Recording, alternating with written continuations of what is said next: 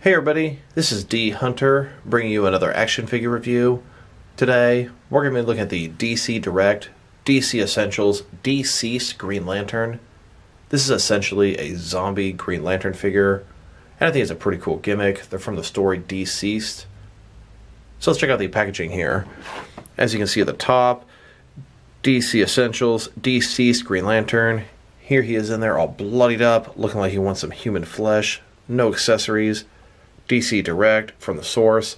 He's the 30th figure in the DC Essentials line. Got a DC logo at the top. At the very top of the packaging, DCeased. One side, here he is all bloodied up.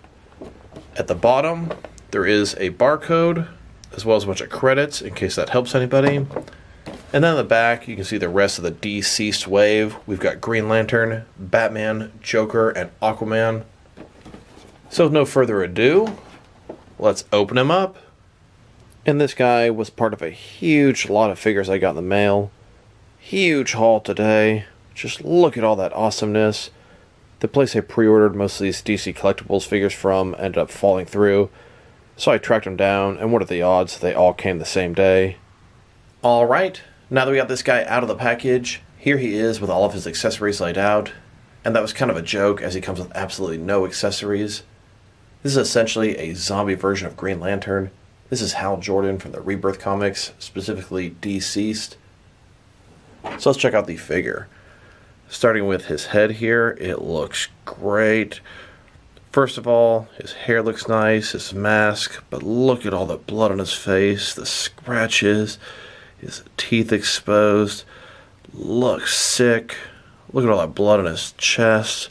Going further down, got blood in his forearms, blood in his hands, even a little bit of blood on the power ring.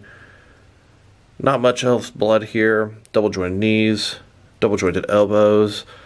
This is going to be the exact same sculpt as the DC Essentials Green Lantern. The head is a little bit different.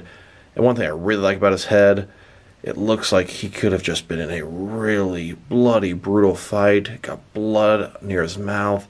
Scratches on his face. This can double up as a zombie Green Lantern and a severely damaged Green Lantern as well. Now that we've taken a pretty good look at the figure, now let's check out his height. From bottom to top, he's clocking in about 6.9 inches, which is going to translate to about 17.5 centimeters. And now, let's check out his articulation. Starting with his head here, of course it can rotate from side to side. Can look up about that far and down quite a bit that far. Shoulders on a ball joint, they got about 90 degrees. Up, down, around, all that good stuff. He's got a bicep cut below that. Double jointed elbows below that. His wrists, it can rotate and it's hinged as well. He's got an ab crunch in the middle. Traditional waist swivel below that.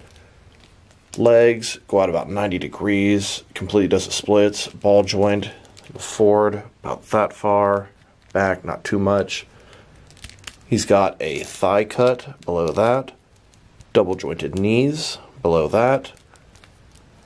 And then his feet here, they can go up, they can go down, they can rotate around. They can't really tilt and rock unless you want to rotate the ball there. And then you can get them to do that. And you can also use these DCeased heroes as some bloodied up heroes in a big battle. As you can see, we got a bunch of parademons. Got Darkseid taking out the Justice League. Looking like they're just damaged, beat up to a bloodied pulp, and almost surrendering. And you got all the parademons keeping an eye.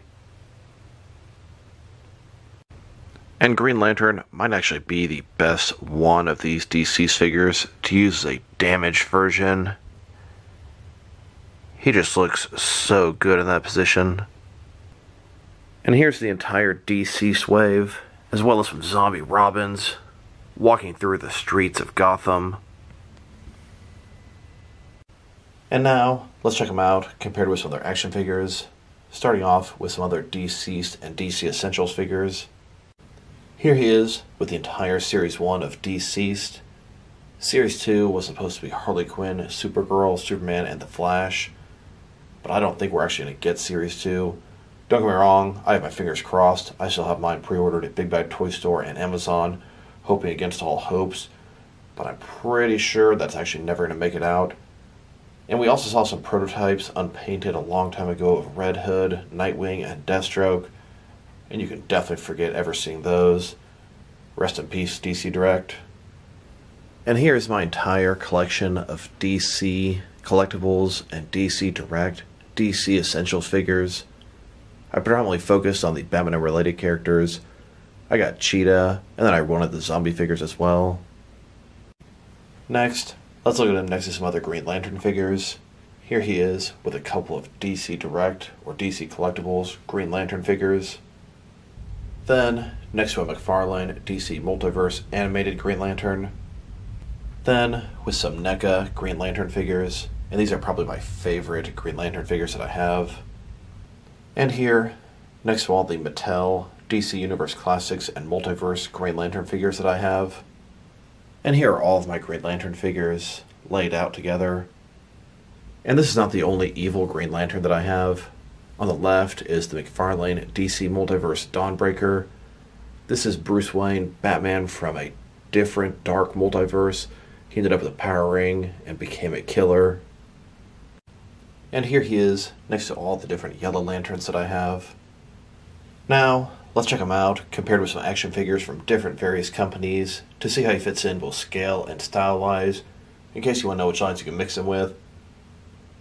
Here he is, next to some of his DC Direct and DC Collectibles brothers. In front of you are 5 different action figures, all from DC Direct, all 7-inch scale. And here he is, next to some DST, or Diamond Select toys. Then, next to some McFarlane toys. And with some NECA figures. Then, with some Mattel wrestling figures. And here he is, next to some Mezco 1/12 cloth soft goods action figures. Then, next to some Mattel DC Universe Classics and Multiverse figures. And here, next to some Mafex figures. Then, next to some Hasbro Marvel Legends. And here he is, next to some SH Figure Arts action figures. And finally, here he is with some Jazzwares Fortnite figures. So overall, this is a pretty nice figure. The DC Essentials Green Lantern, even though I don't have him, I can tell would have been a really nice figure as well. This one, the Zombie Green Lantern, really cool. Gimmicky, sure, but cool nonetheless. His paint job is very nice. The bloodied parts are excellent. It looks grotesque. It looks great. His articulation is pretty nice as well. Yeah, a couple things could be improved on, but it's definitely one of the better articulation styles DC Direct has used. His sculpt is pretty good. Yes, they reused the hell out of this buck, but I'm cool with it. I like the DC Essentials line for the most part. So overall, if I were to rate this guy, I'd give him a 7 out of 10. I'm really enjoying the fact that I can use him for an evil zombie Green Lantern, and I can also use him for a dying or beat up Green Lantern. Very nice. So this is D Hunter. Thank you guys for watching this video. If you liked the video, press like below. If you have anything you want to say about the video, add it to the comment section. If you want to see additional action figure reviews from me, press subscribe. I do appreciate when you do that. Once again, this is D Hunter. Thank you guys for watching this video, and I'll talk to you guys real soon.